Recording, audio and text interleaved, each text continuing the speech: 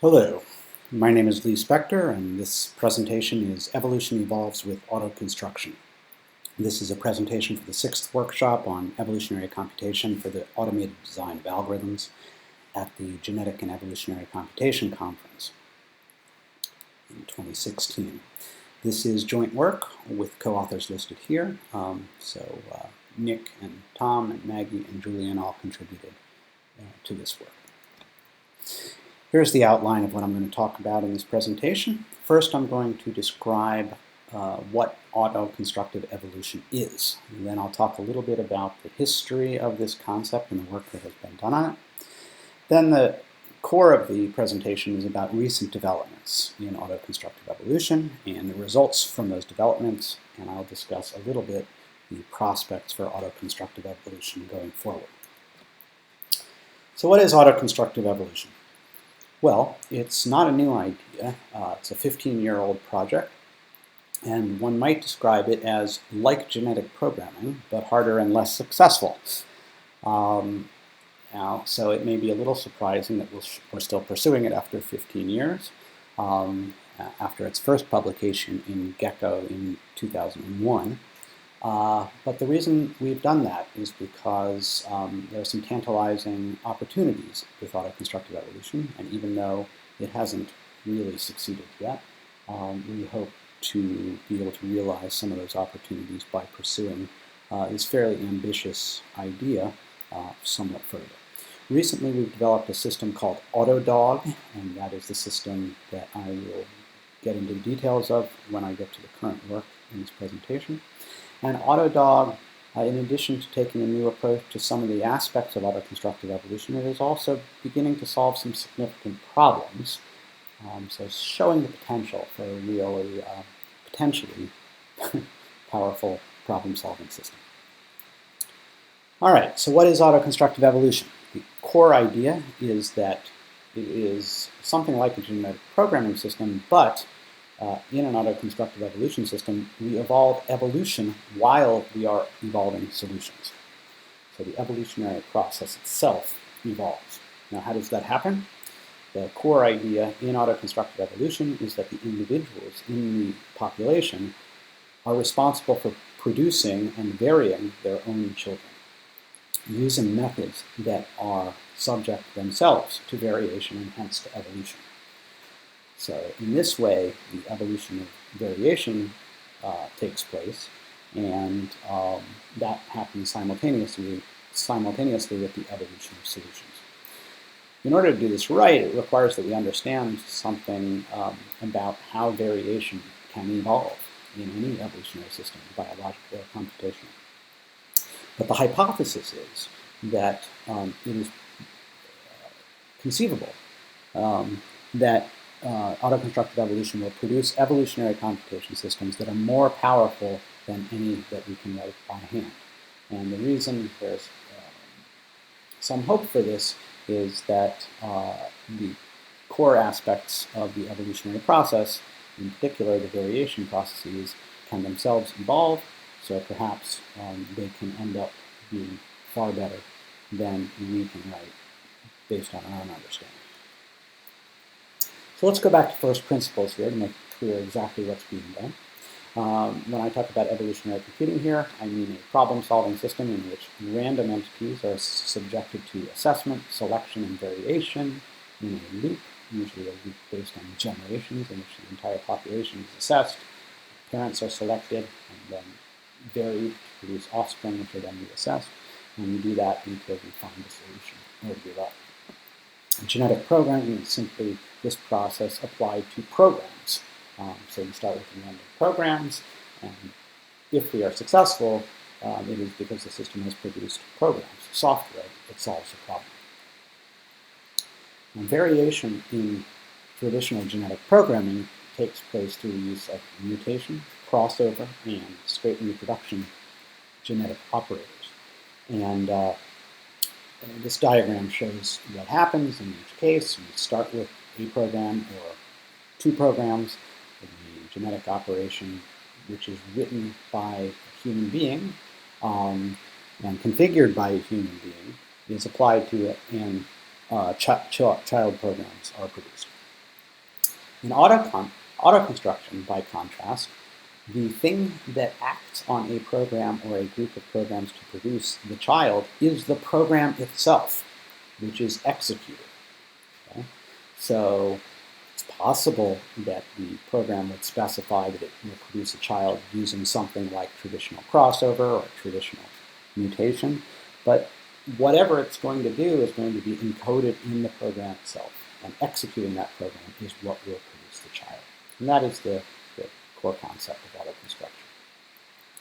Now, it's a little bit more complicated than this when there's a distinction between genomes and programs in the underlying genetic programming system. And you'll see some of that as we go forward. But the basic picture is what's outlined here, that executing the parent is how the child is produced. So to sum that up, auto-constructive evolution is a process in which individual programs make their own children, and in doing so, they control their own mutation and recombination rates and, crucially, methods, and in some cases, additional aspects of the evolutionary process, such as mate selection. The machinery of reproduction and diversification, which is the machinery of evolution, thereby evolves. Now, the way that we do this is using a programming language called Push, and Push makes it much easier to experiment with auto-constructive evolution than many other genetic programming frameworks would.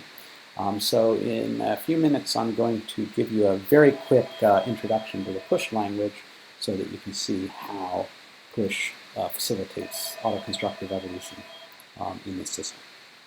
But first, I want to talk for a moment about some of the hazards of auto-constructive evolution. One rather obvious hazard that we confronted early on in this work is that of cloning. If the parent is responsible for producing the child, and if the parent produces a child that is just a clone of the parent, and if that individual is good enough that it gets selected to produce children more than once, then the number of clones will grow very rapidly in the population, and you may soon have a population composed entirely of clones who are also cloners. That is, they only make copies themselves. If this happens, you will get no evolution of any kind from that point forward because there is no externally imposed source of variation. It is just the code in the individuals themselves that varies offspring. If it's not varying offspring, then you won't get any variation. There are more subtle problems we call dead-enders, which are not exact clones, but are in some sense equivalent to cloners in that they produce children that vary, but not in ways that can be meaningful. So they might add instructions that are not executed, or instructions that are executed but don't affect the performance of the program that's solving problems, and so on. Another kind of hazard is error catastrophes, and this is when the variation mechanisms introduce too much variation, and then individuals that are good produce offspring that have so much variation that they don't inherit enough of the parent's good performance, and or fail to be able to reproduce themselves. So these are big issues that we have to look at when we're designing an auto-constructive evolution system, and it requires some understanding of evolutionary dynamics that is beyond what one normally has to think about in designing an evolutionary computation system. All right, so all of the work I'm going to describe here is done on top of a programming language called Push, which is designed for programs that evolve. It's not a language designed for humans to write programs in. It is designed as the substrate for evolving programs. Push is distinguished by the fact that data flows through a Push program via stacks, not via syntax. And in this way, it's much like other stack-based programming languages like Forth, but Push has one stack per data type. So, for example, there's a separate stack for integers, for floating point numbers, for booleans, and so forth. Crucially, there is a stack for code, so that programs can manipulate code and then execute it.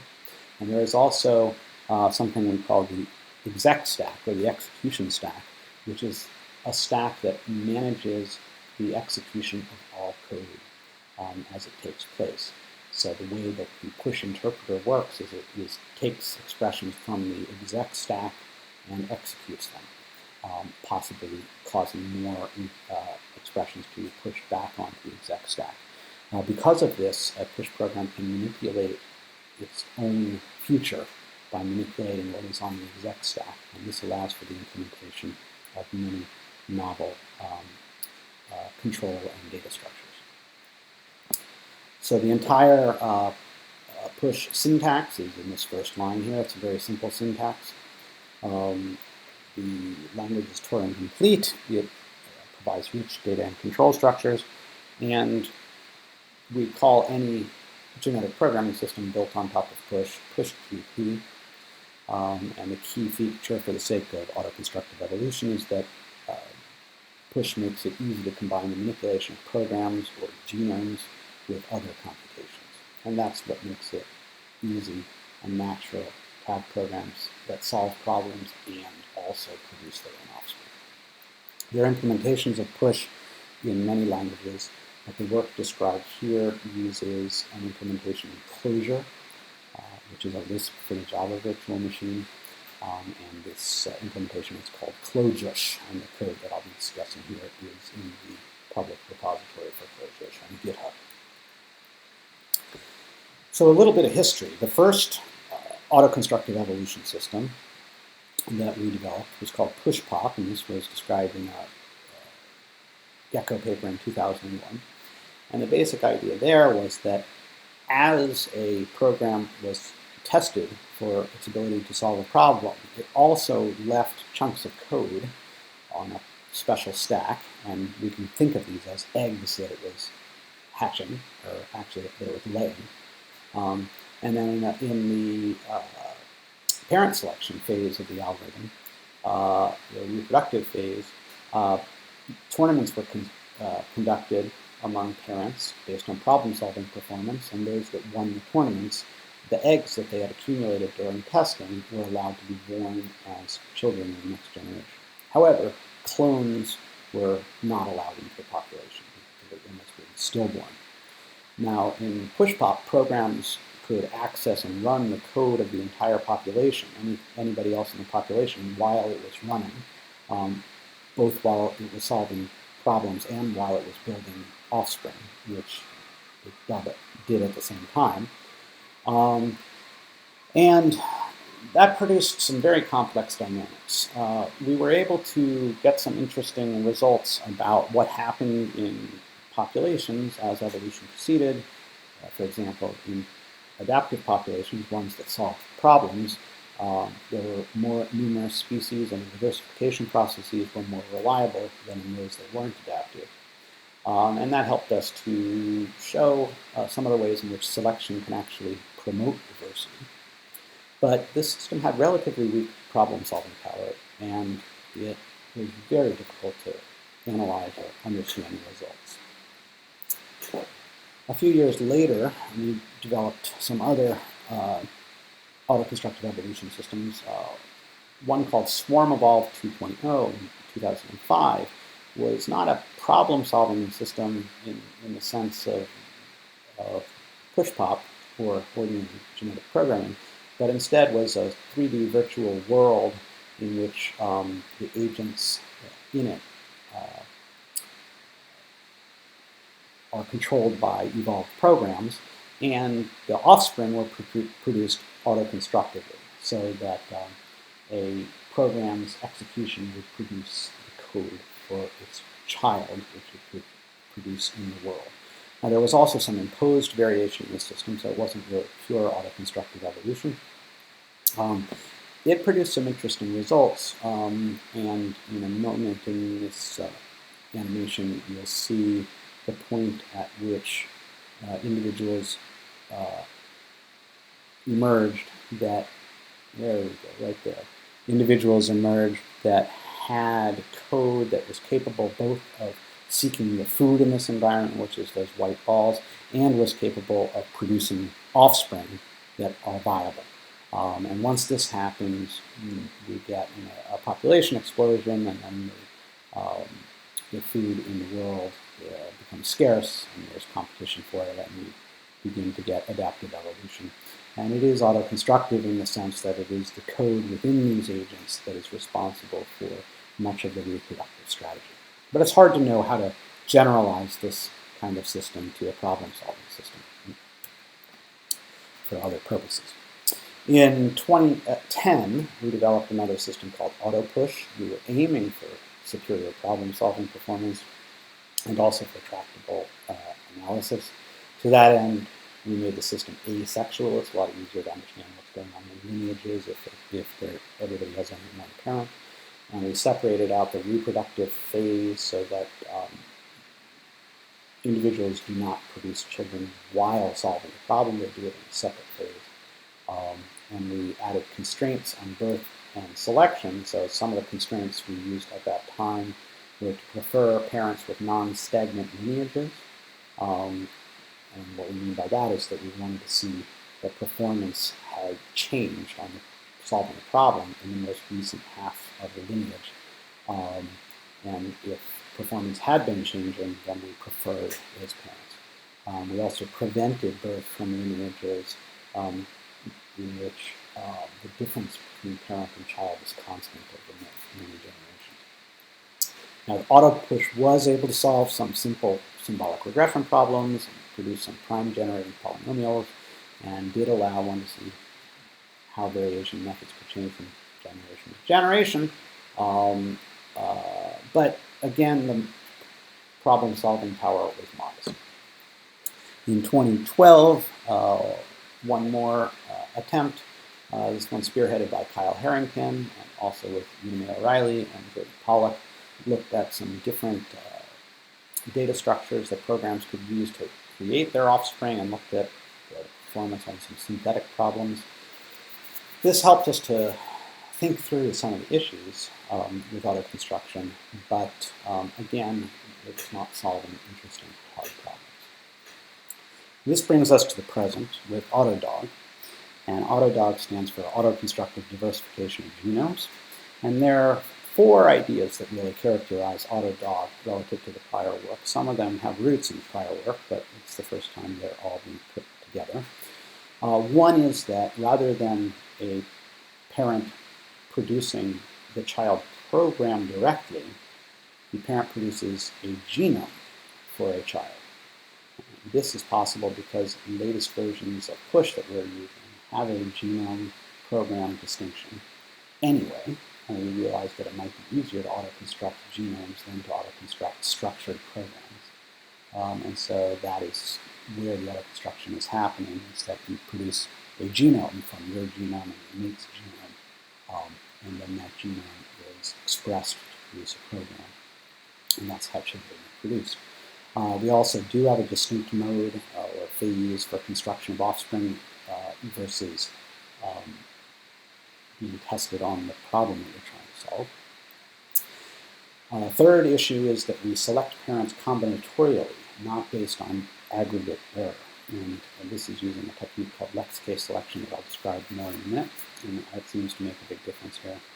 And finally, we've clarified the kinds of constraints that we impose on offspring in autoconstructive evolution with something we call diversification constraints, which I will also describe in a minute. All right, so what gets constructed in the prior work? The individuals would produce push programs as children, manipulated on code stacks using Lisp-inspired code manipulation instructions.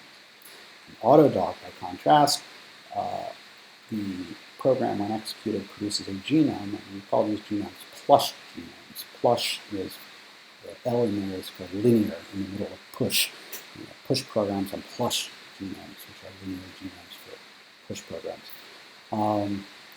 And in the plush genome representation, there are what we call epigenetic markers that determine the structure, the nonlinear structure, and those are used during the translation process of a genome into a program.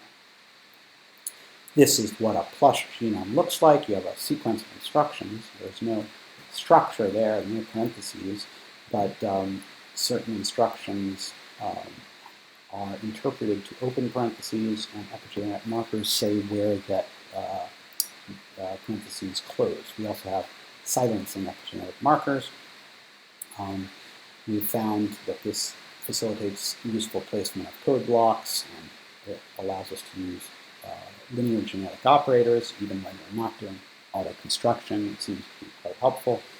There's also techniques, Bill ECADA has a technique called epigenetic hill climbing that uses a similar representation and adds a hill climbing step on the epigenetic markers during a genetic programming loop, and that also seems to be helpful. In order to auto-construct children using this representation, we added genome type to the push interpreter, and we add a bunch of instructions that manipulate genomes so that the program can, while it's solving some other problem, it can also manipulate genomes on the genome stack and produce children. How and when is the child constructed? In prior work, this happened various times, sometimes during error testing, sometimes there were error testing problem inputs were provided as part of the same process that produced children. Sometimes there was imposed variation as well. In Autodog, the construction of offspring happens only within the genetic operator, not during error testing, and it happens entirely by the program itself. And so there's a construction phase and an error testing phase. And during the construction phase, inputs instructions are no-ops, so they don't do anything. And during the error testing phase, random instructions are no-ops, so that you have deterministic error testing, but potentially non-deterministic child construction.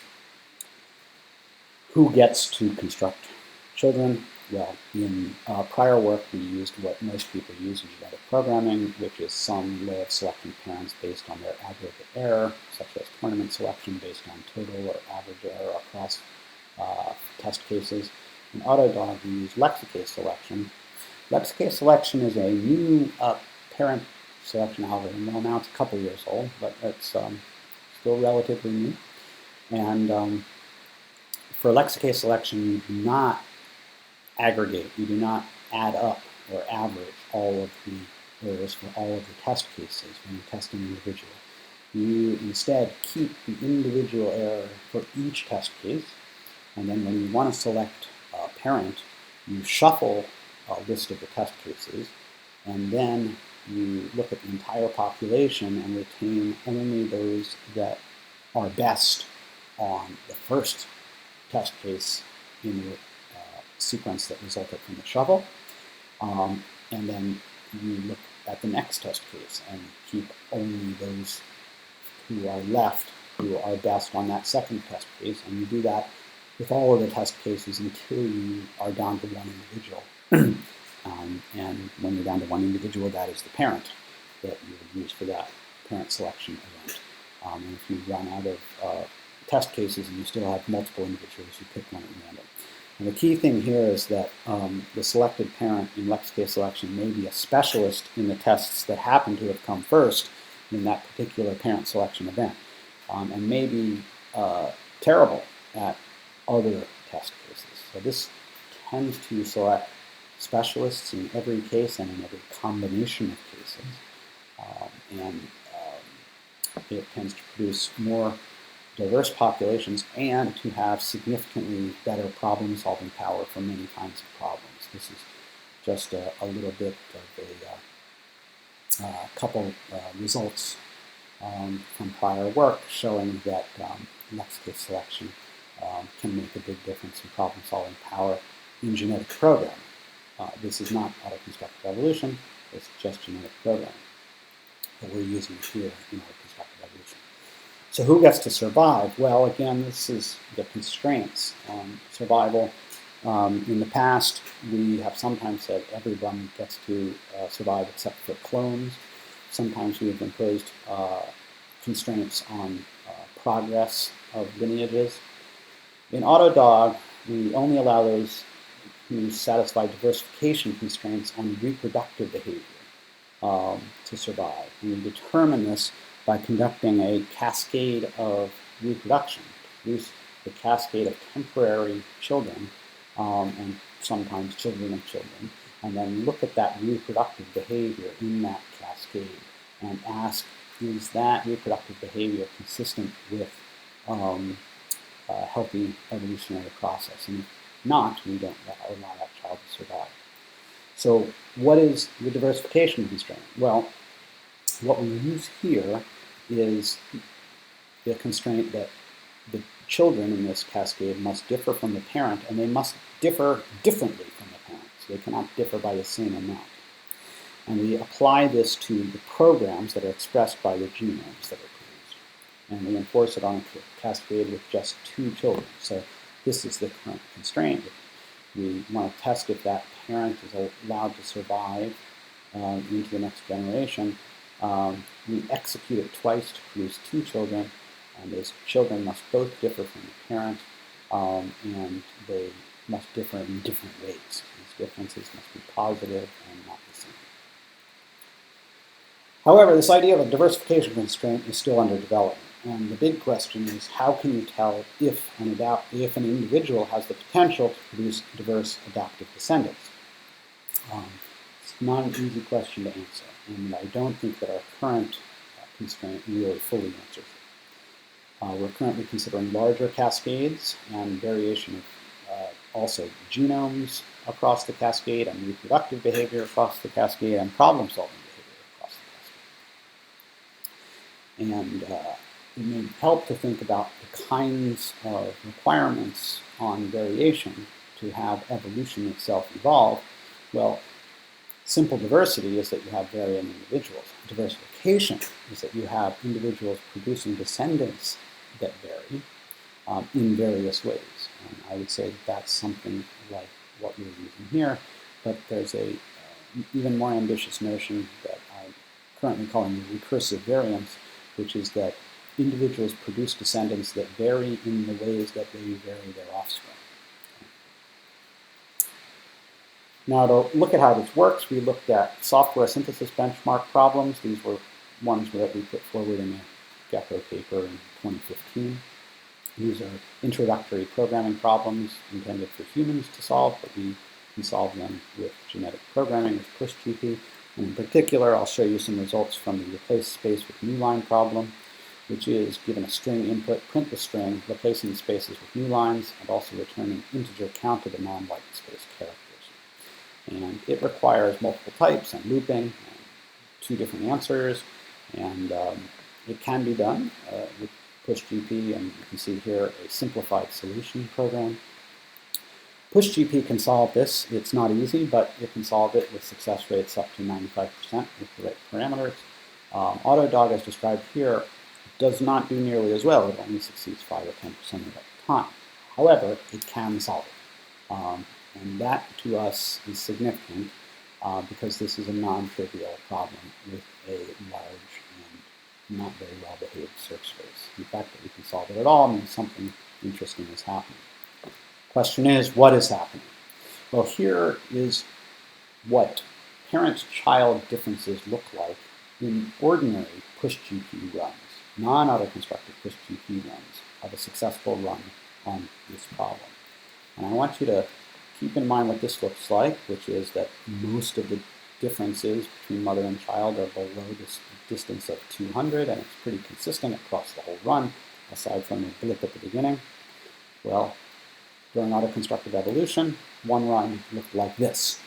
So these parent-child differences are quite different, and they change over the course of the run in some dramatic ways. Let's also look at the sizes of programs over a run with the ordinary handwritten genetic operators, PushGP run, versus that same run with auto-constructive operators. Again, we see a radically different looking picture, and it changes over time in some interesting, somewhat dramatic ways.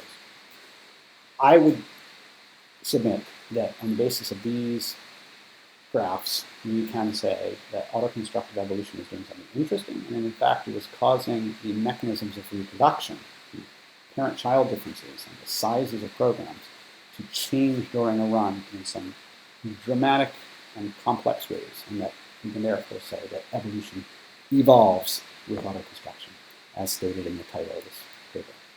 Here are two graphs of the ancestors of one of a solution to this problem produced by ordinary PushGP and one produced by autoconstructive evolution. It's hard to tell much from these graphs, but I do want you to see that they have a rather different character. You can see some dramatic changes happening in different runs, and the distribution of those dramatic changes is quite different. And we're continuing to look at graphs of this sort to try to really understand the patterns. So in conclusion, autoconstructive evolution can now solve reasonably hard problems at least some of the time.